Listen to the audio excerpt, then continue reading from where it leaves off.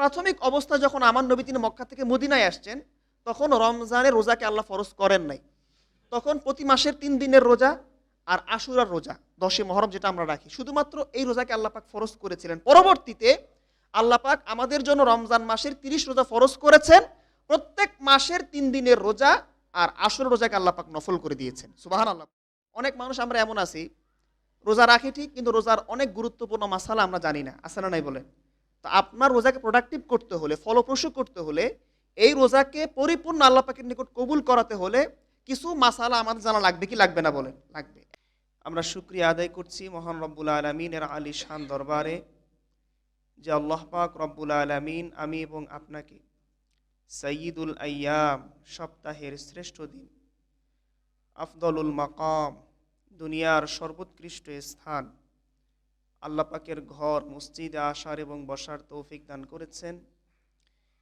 জুমার সালাতের পূর্বে কিছুদিন নসিহা শুনবার জন্য আল্লাহ পাক রব্বুল আলামিন আমি এবং আপনাকে সুযোগ করে দিয়েছেন। সেজন্য আমি, আপনি, আমরা সকলেই সে মহান মালিকের দরবারে হৃদয়ের সবটুকুন আবেগ এবং অনুভূতিকে উজাড় করে দিয়ে শরীরের সবটুকুন শক্তি ব্যয় করে উচ্ছ্বসিত কণ্ঠে খুশি মনে আল্লাহ পাক রব্বুল আলামিনের শিখানো ভাষায় কালিমাতুশ শুকর পাঠ করছি। সকলেই জবান ছেড়ে দিয়ে পড়ুন আলহামদুলিল্লাহ। দরুদ ও সালাম পেশ করছি আল্লাহ পাক রব্বুল আলামিনের সৃষ্টির প্রধান আকর্ষণ, সমস্ত নবী রাসূলগণের মাথার মুকুট, বিশ্ব মানবতার মুক্তির দূত, বিশ্ব মানবতার সভাপতি হযরত মুহাম্মদ মুস্তাফা পড়ুন সাল্লাল্লাহু আলাইহি ওয়াসাল্লামের উপরে।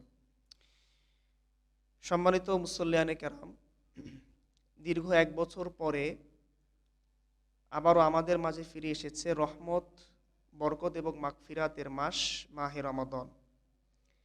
এই মাসটি পেয়ে আমরা সকলে খুশি না বেজার? আর একটু জোরে বলতে হবে, খুশি না বেজার? গত রমজান থেকে নিয়ে এ রমজান পর্যন্ত কত মানুষ আমাদের মাঝ থেকে বিদায় নিয়ে চলে গিয়েছে। অনেকে আমাদের মাঝে গত বছর ছিল কিন্তু এবছর নাই। আল্লাহ পাক রব্বুল আলামিন যে আমাদের হায়াতকে বর্ধিত করে আরও একটি রমজান পর্যন্ত আসার আল্লাহ আমাদেরকে তৌফিক দিয়েছেন, রোজা রাখার জন্য কবুল করেছেন, সেজন্য আমরা আরও একবার শুকরিয়া দান করছি আলহামদুলিল্লাহ। রমজান মাসকে কেন্দ্র করে সালমানে ফারসি রাদিয়াল্লাহু আনহু থেকে বর্ণিত, তিনি বলেন যে নবীজি একটি ভাষণ দিয়েছিলেন। শাবান মাসের শেষের দিকে একবার নবীজি ভাষণে বললেন যে হে মানুষেরা, তোমাদের সামনে একটা মহান মাস বিস্তার করছে, যে মাসটি হলো শাহরুন মুবারাকুন, বরকতময় একটি মাস। নবীজি বলেন খয়রুন শাহরুন ফিহি খয়রুন মিন আলফি শাহরিন, এটি এমন একটি মাস যে মাসের ভিতরে আল্লাহ পাক এমন একটি রাত রেখেছেন যে রাতটি 1000 মাস থেকে উত্তম। সুবহানাল্লাহ পাঠ করেন।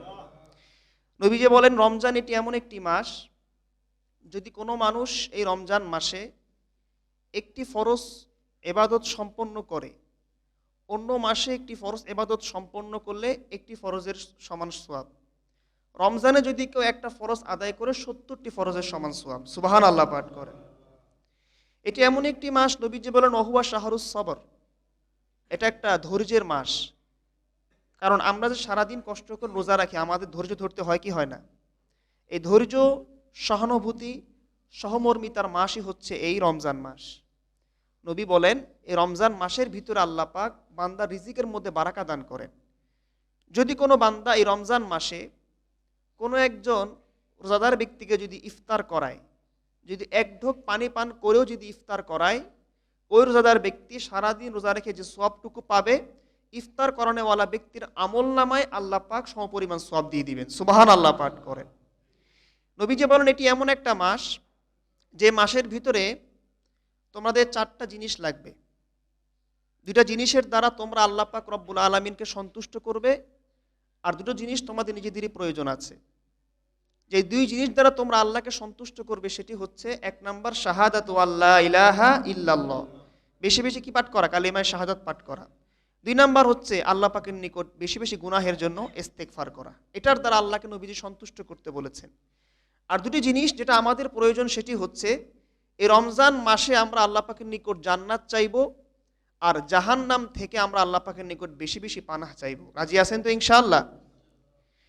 এই রমজানের প্রসঙ্গে পবিত্র কোরআন সূরা বাকারার 183 নম্বর আয়াতে আল্লাহ পাক রব্বুল আলামিন বলেছেন, ইয়া আইয়ুহাল্লাযীনা আমানু কুতিবা আলাইকুমুস সিয়ামু কামা কুতিবা আলাল্লাযীনা মিন ক্বাবলিকুম লাআল্লাকুম তাত্তাকুন। পড়েন সুবহানাল্লাহ। আল্লাহ পাক রব্বুল আলামিন বলেন, হে আমার ঈমানদার বান্দারা, তোমাদের উপরে আমি আল্লাহ পাক রব্বুল আলামিন রোজাকে ফরজ করেছি, যেরকম ভাবে তোমাদের পূর্ববর্তী নবীদের উম্মতের জন্য আমি আল্লাহ পাক রোজাকে ফরজ করেছিলাম। এই রোজার উদ্দেশ্য হলো কি?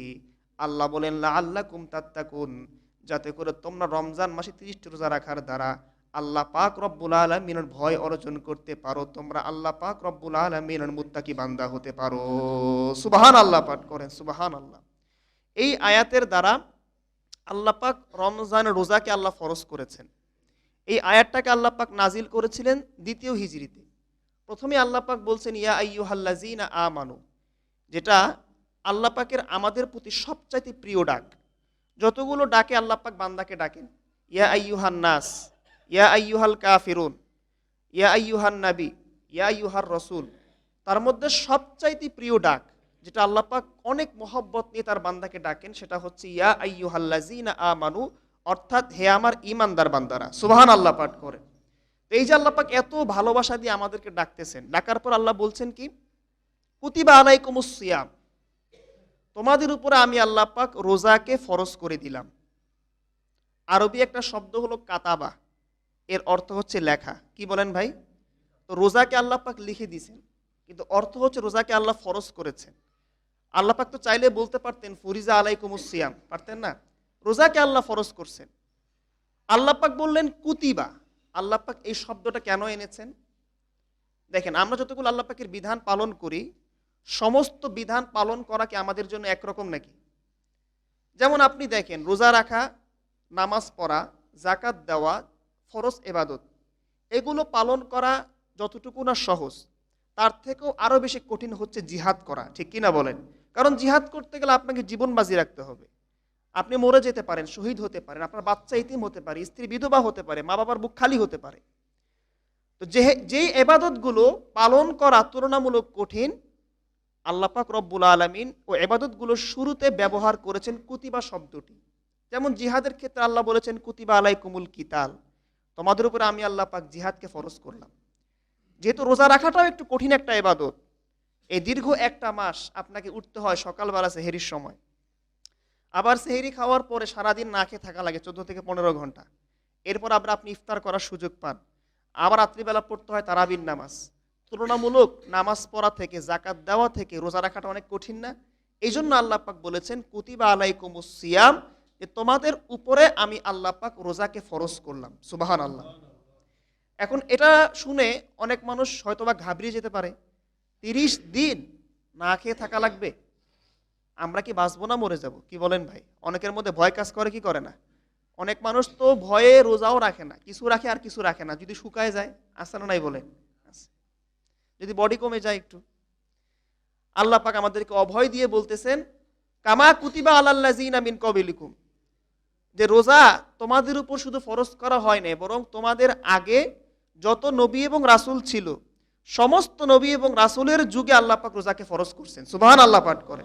আমরা যেরকম রোজা রাখি, তারাও কি রাখছিলেন? রোজা রাখছিলেন। তবে তাদের আর আমাদের মধ্যে পার্থক্য হচ্ছে এটা, যে ইহুদি খ্রিস্টানের উপর আল্লাহ পাক রোজাকে ফরজ করছিলেন, তবে তারা রোজার এই বিধানটাকে পরিবর্তন করে ফেলছিলেন। কিরকম? আমরা যেমন এখন শীতকাল, আমরা রোজা রাখতেছি, শীত, গরম, বর্ষা, মানে আবহাওয়া যেমনই থাক, আমরা রোজা রাখি কি রাখি না? ইহুদি খ্রিস্টানরা করতো কি জানেন? তারা বলতো যে এখন তো প্রচন্ড গরম, এই গরমে রোজা রাখাটা অনেক কষ্টকর, তাহলে একটা কাজ করি, আমরা এবছরের রোজাগুলোকে আমরা সামনের শীতকালের মৌসুমে রাখবো, আর জরিমানা স্বরূপ আমরা আরো 10 রোজা বেশি রাখবো। কথা কি বুঝতে পারছেন? আল্লাহর কোনো বিধানকে চেঞ্জ করা যায়? রোজা যখন ফরজ হবে তখন রাখতে হবে আপনাকে। এটা গরমকাল হোক, বর্ষাকাল হোক আর শীতকাল হোক, সর্ব অবস্থায় আল্লাহ পাকের হুকুম পালন করতে আমরা বাধ্য। ঠিক কিনা বলেন? ইহুদি এবং খ্রিস্টানরা আল্লাহ পাকের বিধানকে তারা চেঞ্জ করে ফেলত, নিজের মর্মতা রোজা রাখত। এখন ভালো লাগে না, আমরা আগামী মৌসুমে রোজা রাখবো, আরও সাথে কিছু আমরা জরিমানা আদায় করে দিব 10 রোজা বেশি। তো আল্লাহ পাক বলতেছেন যে তাদের এই সমস্ত বিধানের পরিবর্তনের কারণে তাদের ধর্মকে আমি আল্লাহ পাক রহিত করেছি। একমাত্র শেষ নবীর ধর্ম মুহাম্মদের ধর্মকে কিয়ামত পর্যন্ত আমি আল্লাহ পাক রব্বুল আলামিন সচল রেখেছি। সুবহানাল্লাহ পাক করেন, সুবহানাল্লাহ। তো এই যে রোজা, এই রোজার বিধানটা তাফসির ইবনে কাসিরে আসছে 3 বার পরিবর্তন হয়েছে। কয়বার? ঠিক সেরকম ভাবে নামাজের বিধানটা পরিবর্তন হয়েছে 3 বার। এই তথ্যটা আমি কখনো আগে আলোচনা করিনি, আজকে আমি পেয়েছি আলোচনাটা। নামাজের বিধান 3 বার চেঞ্জ হয়েছে। কিরকম?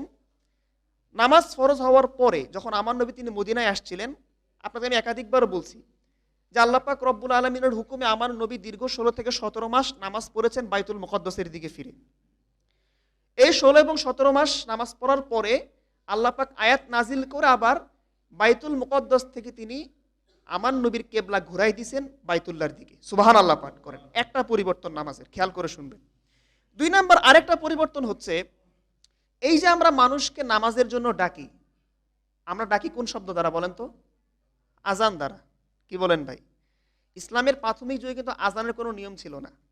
তখন হয়তো কি জানেন, নামাজের সময় হইলে ভাই আসেন নামাজ পড়েন, আসেন আসেন ভাই তাড়াতাড়ি আসেন, বলে ভাই আসতেছি ভাই, দোকানটা বন্ধ করে আসতেছি, অমুক বলে গোসল করে আসতেছি, কেউ বলে উজু করে আসতেছি। এটার দ্বারা সমস্যার সৃষ্টি হতো। সব মানুষকে একসাথে একত্রে দিয়ে নামাজ পড়াটা কঠিন হয়ে যেত। তখন আল্লাহ পাক রব্বুল আলামিন নবীজির একজন সাহাবী আব্দুল্লাহ বিন যায়েদ রাদিয়াল্লাহু আনহুকে তিনি স্বপ্ন যোগে আজানের যে বাক্যগুলো আমরা বলি একদম শেষ পর্যন্ত তিনি এই বাক্যগুলো শিখিয়ে দিয়েছেন। সুবহানাল্লাহ পাঠ করেন।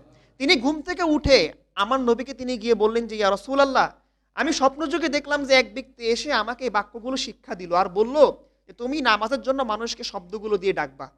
আমার নবীজি বললেন যে আব্দুল্লাহ বিন যায়েদ, তুমি শব্দগুলো হযরত বেলালকে শিখায় দাও। আজকে থেকে হযরত বেলাল নামাজের জন্য এই শব্দ দ্বারা তিনি মানুষকে আহ্বান করবেন। সুবহানাল্লাহ পাঠ করেন। বুঝতে পারছেন? এটা হচ্ছে আজানের ইতিহাস, সংক্ষেপে বললাম। 3 নাম্বার, নামাজের বিধান আরেকটা চেঞ্জ হয়েছে এরকম, এখন আমরা মসজিদে নামাজ পড়তে আসি। এখন আপনি এসে দেখলেন যে আসরের নামাজ 2 রাকাত শেষ, আপনি নামাজের শরীক হলেন, তাহলে আপনার যে 2 রাকাত ছুটে গেল, আপনি সেটা বাকি নামাজের পরে আদায় করেন কি করেন না? এটাকে বলে মাসবুকের নামাজ, তাই না? আমরা সবাই জানি এটা। প্রাথমিক যুগে বিধানটা এমন ছিল না। তখন বিধান ছিল কিরকম? কোনো এক ব্যক্তি নামাজের মাঝখানে মসজিদে আসছে, আসার পরে সে ইশারা করতো যে নামাজ কয় রাকাত হয়েছে, তাকে বলা হতো 2 রাকাত। যখন তাকে ইশারা করা হতো তখন সে ব্যক্তিগতভাবে আগে 2 রাকাত পড়তো। 2 রাকাত পড়ার পরে এরপরে সে আমার নবীর সঙ্গে নামাজে শরীক হইতো। কথা কি বুঝতে পারছেন? আগে মসজিদে ঢোকার পরে ইশারা করতে কয় রাকাত, বলে ভাই 2 রাকাত হয়েছে, সেই আগে 2 রাকাত পড়তো ফরজের নিয়ত করে, এরপরে বাকি নামাজ সে আমার নবীর সঙ্গে শরীক হইতো। কিন্তু হঠাৎ একদিন এক সাহাবী, তার নাম মুয়াজ রাদিয়াল্লাহু আনহু, তিনি নামাজে আসলেন। আসার পরে আমার নবী নামাজ পড়াচ্ছেন, তার কিছু নামাজ বাকি ছিল, ছুটে গিয়েছিল, প্রথমের দিকে তিনি নামাজ পান নাই। তিনি নবীজির সাথে সালাম ফিরানোর পরে তিনি মসবুক হিসেবে বাকি নামাজটুকু আদায় করেছেন। নবীজির কাছে এটা এত বেশি ভালো লেগেছে, নবীজি বললেন সাহাবায়ে কারামকে যে আমার সাহাবারা, আজকে মুয়াজ তোমাদের জন্য একটা উত্তম পন্থা বের করেছেন নামাজের, অর্থাৎ এখন থেকে তোমাদের যাদের নামাজ ছুটে যাবে, মানে যে কয় রাকাত নামাজ ছুটবে আমার সঙ্গে নামাজ পড়ার পরে সালাম ফিরানোর পরে তোমরা মসবুক হিসেবে ওই নামাজটা আদায় করবা। সুবহানাল্লাহ। কথাটা কি বুঝতে পারছেন? তাহলে মসবুকের নামাজ কোত্থেকে আসছে বুঝতে পারলেন? নামাজের 3টা পরিবর্তন বললাম, একটা কেবলা, একটা আজান আর একটা মসবুক। ঠিক সেরকম ভাবে রোজার বিধানেরও 3টা চেঞ্জ হয়েছে।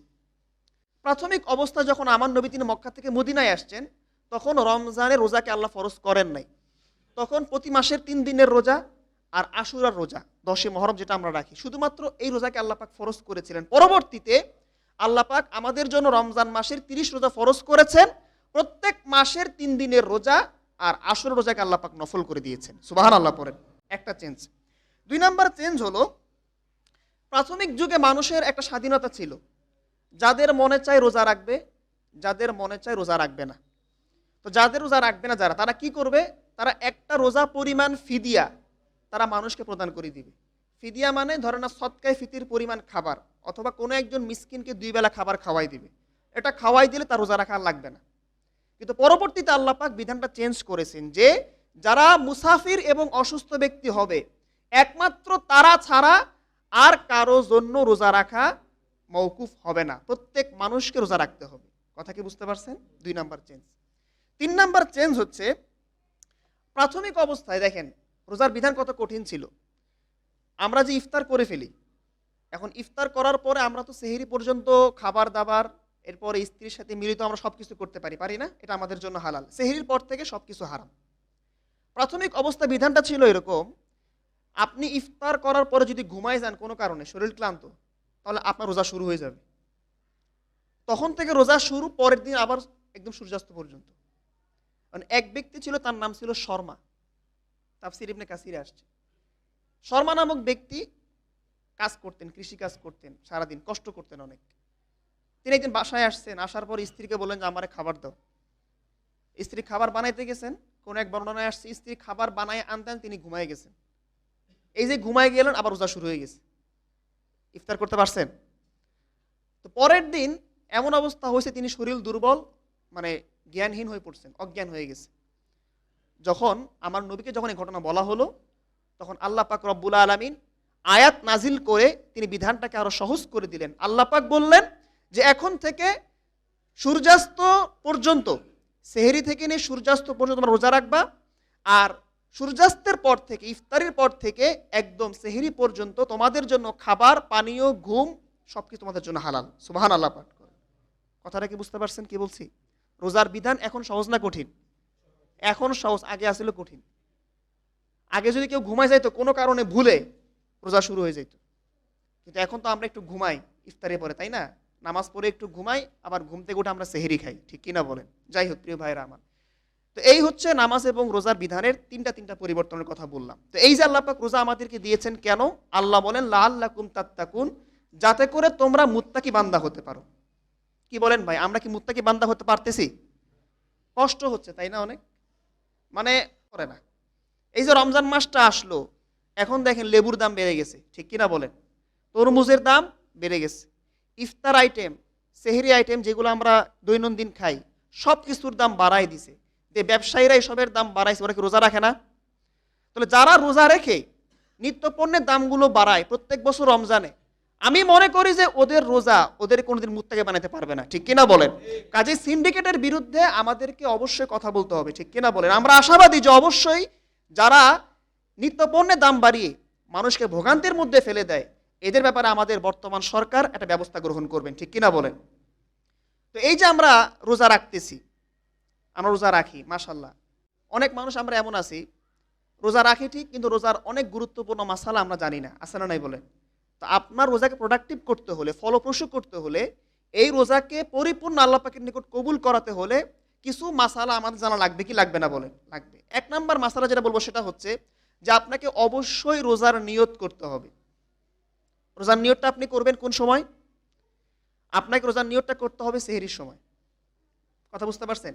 নিয়ত শব্দের অর্থ হচ্ছে সংকল্প করা। তো আপনি যে রাত্রিবেলা ঘুমাইছেন তারাবির পরে, আপনার সংকল্প হচ্ছে আপনি রোজা রাখবেন, ঠিক কিনা বলেন? এই যে একটা সংকল্প, নিয়ত, এটাই কি আপনার নিয়ত হয়ে গেছে? আপনি ওই সেহরি খাওয়ার পরে নাওয়াইতু আন আসুম্মা গাদান মিন শাহরিন ফারদান লাকা ইয়া আল্লাহ, এগুলো বলতে হবে না। কথা বুঝতে পারছেন? বাংলায় বলা জরুরি না। আপনার মনের সংকল্পটাই হচ্ছে নিয়ত। এরপর যদি কেউ নিয়ত না করে থাকে, তাহলে তাকে অবশ্যই ফুকাহায়ে কেরাম বলেছেন দিনের মধ্যভাগের আগে, ধরেন না সকাল 11টার আগে, তাকে রোজার নিয়ত করতে হবে। নিয়ত করবেন ইনশাআল্লাহ। নিয়ত করে প্রত্যেক কি রাখবেন? আপনারা রোজা রাখবেন। আচ্ছা, এরপর আসেন, রোজার আরেকটা গুরুত্বপূর্ণ মাসালা হচ্ছে সেহরি খাওয়া। সেহরি আমরা খাই না সবাই? সেহরি খাবেন কয়টা? রাত 12টায়। যে সেহরি খেয়ে হুজুর একবারে একটা ঘুম দিলাম, একদম পরের দিন সকালে, এরকম কিছু পাবলিক আছে না নাই বলেন? যারা রাত 12টা, 1টায়, 2টায় সেহরি খেয়ে ঘুমায়, ওরা অধিকাংশ ফজরের নামাজ পড়ে না। কি বলেন ভাই? এজন্য রাত্রিবেলা একটু বেশি খাবার খেয়ে হলেও সেহরিতে ওঠার চেষ্টা করবেন। নবীজি বলেছেন যে তোমরা সেহরি খাও, তাসাহারু ফাইন্না ফিস সুহুরি বারাকা, তোমরা সেহরি খাও, কারণ তোমরা যদি সেহরিতে যদি একটা খেজুর খাও, এক ঢোক পানি তোমরা যদি খাও, ওইটার মধ্যে আল্লাহ পাক রব্বুল আলামিন বরকত রেখেছেন। সুবহানাল্লাহ পাঠ করেন। আমরা যেমন রোজা রাখি, যারা ইহুদি এবং খ্রিস্টান তারাও কি রাখে ভাই? রোজা রাখে। তবে ইহুদি এবং খ্রিস্টানদের রোজার আর আমাদের রোজার পার্থক্য হচ্ছে যে আমরা সেহরি খাই, ইহুদি এবং খ্রিস্টানরা সেহরি খায় না। সেহরি খাবেন তো ইনশাআল্লাহ? একটু কষ্ট করেন ভাই 1টা মাস। তবে একটা সমস্যা কি জানেন? এখন সেহরিতে আমরা উঠবো কি? আমরা যে একটু সারাদিন কষ্ট করার পরে একটু যে আমরা একটু ঘুমাবো রাত্রিবেলা, এখন দেখবেন যে অনেক এলাকায় রাত 2টা থেকে 3টা থেকে মাইকে মানে গজল বাজানো শুরু করে, আসে না নাই বলেন? আমি তো প্রথম রাত ঘুমাইতেই পারি নাই, ঘুম ভাঙছে দিকে 2:30 বাজে। এই যে গজল বাজানো শুরু করছে আমাদের আশপাশেই, সারা রাত একদম সেহরি পর্যন্ত গজলটা বাজাইছে। আচ্ছা, এটার দ্বারা কি মানুষের ঘুমে ডিস্টার্ব হয় কি হয় না বলেন? আচ্ছা, আপনি একটা জিনিস বুঝেন, আপনি একটা মানুষ, শ্রমজীবী মানুষ, চাকরি করেন, ব্যবসা করেন, যাই করেন, আপনি সকাল 8টায় আপনার অফিসে যান, আবার বিকাল 4টায় আপনি ফিরে আসেন বাসায়। এই যে আপনি সারাদিন কষ্ট করে অফিস করলেন রোজা রেখে, আবার ইফতার করলেন, আবার রাত্রিবেলা 20 রাকাত তারাবি পড়লেন, আপনার শরীরে ক্লান্তি আসে কি আসে না?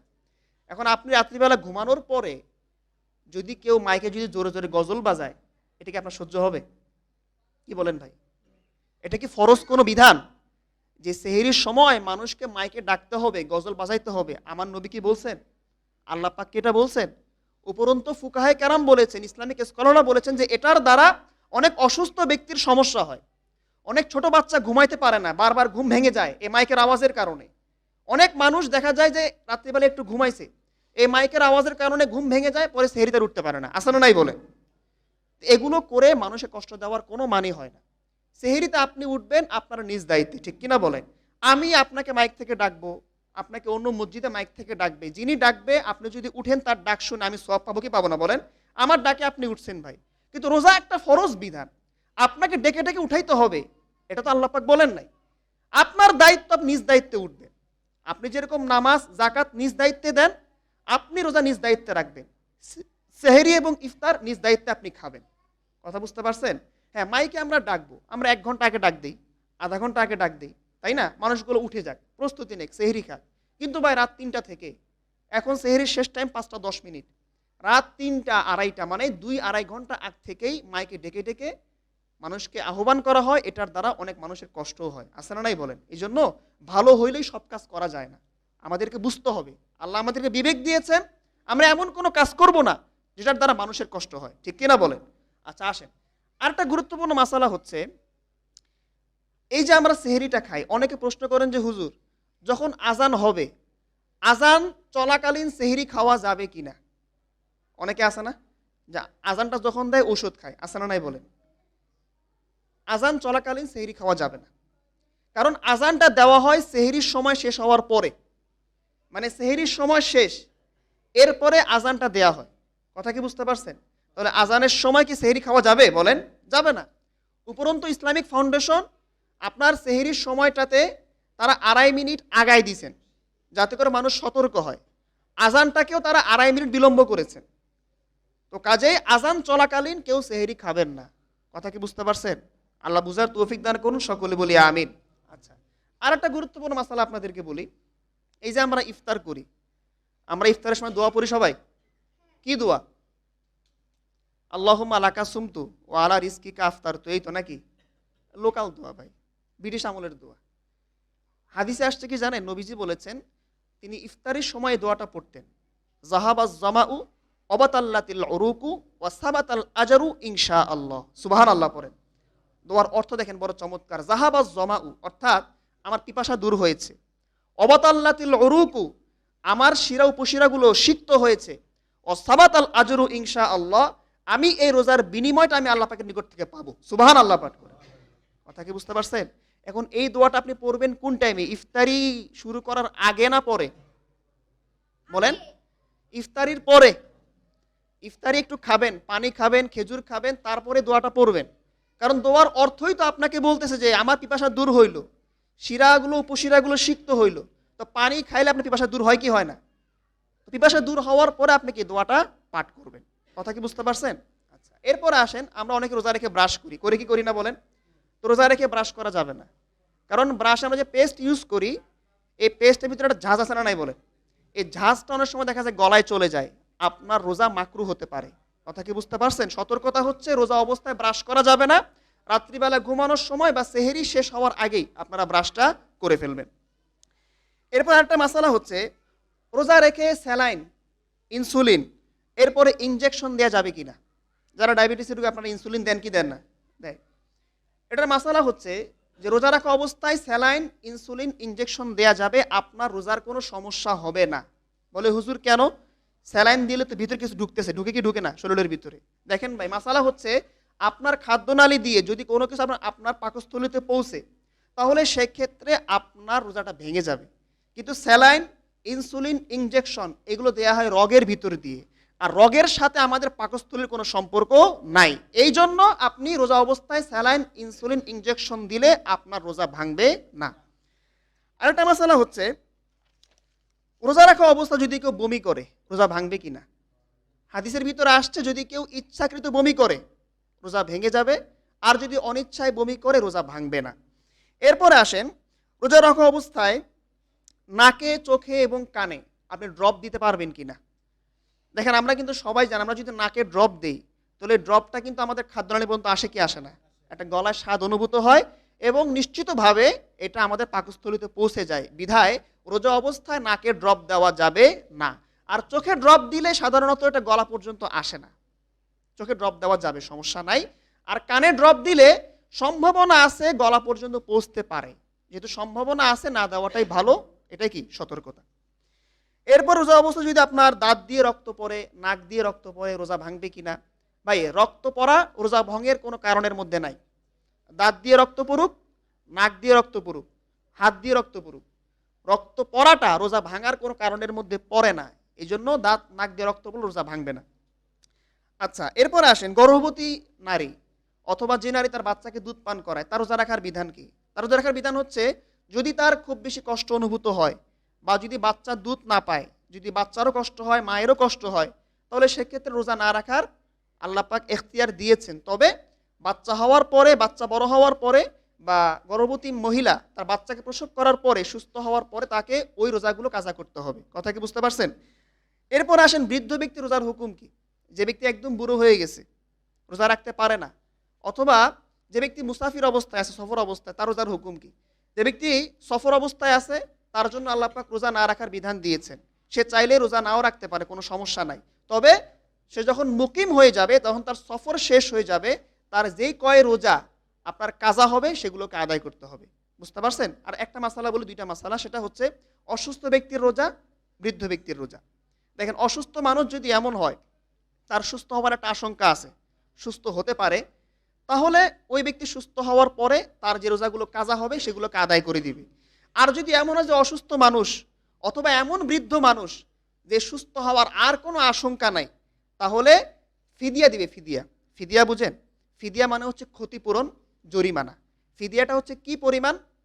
আপনার প্রত্যেক রোজার বিনিময়ে একজন মিসকিনকে 2 বেলা করে খাবার খাওয়াবে, অথবা একজন মিসকিনকে সদকায়ে ফিতির পরিমাণ নগদ অর্থ, চাল, আটা দান করে দিবে। কথা কি বুঝতে পারছেন? এটাই হচ্ছে ফিদিয়া।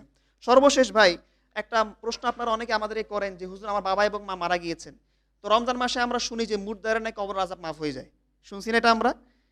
ভাই, রমজান মাসে যারা মুড দেয় তাদের কবর আযাব মাফ হয় এমন কোনো বর্ণনা, হাদিস আমরা এখন পর্যন্ত পাই নাই। এই জন্য এরকম কথা বলা ঠিক না। তবে এতটুকু ঠিক যে রমজান মাসে আল্লাহ পাক জাহান্নামের দরজা বন্ধ করে দেয়। কথা কি বুঝতে পারছেন? এই জন্য এই বিষয়ে কথা না বলাটাই ভালো। কবরের আযাব হয় কি হয় না আল্লাহ পাক ভালো জানেন। বাকি আমরা দোয়া করব যত মানুষ আমাদের বাবা এবং মা এলাকাবাসী যারা ইন্তেকাল করেছেন, আল্লাহ পাক যেন মাহে রমজানের উসিলায় প্রত্যেক মুর্দার ব্যক্তির কবর আযাবকে আল্লাহ পাক মাফ করে দেন। সকলে বলছে আল্লাহুম্মা আমিন। প্রত্যেকটা মাসালা খেয়াল করবেন, আমল করবেন। যদি কোনো মাসালা আপনারা আমাদের জিজ্ঞাসা করবেন। আসসালামু আলাইকুম ওয়া রাহমাতুল্লাহি ওয়া বারাকাতুহু। যারা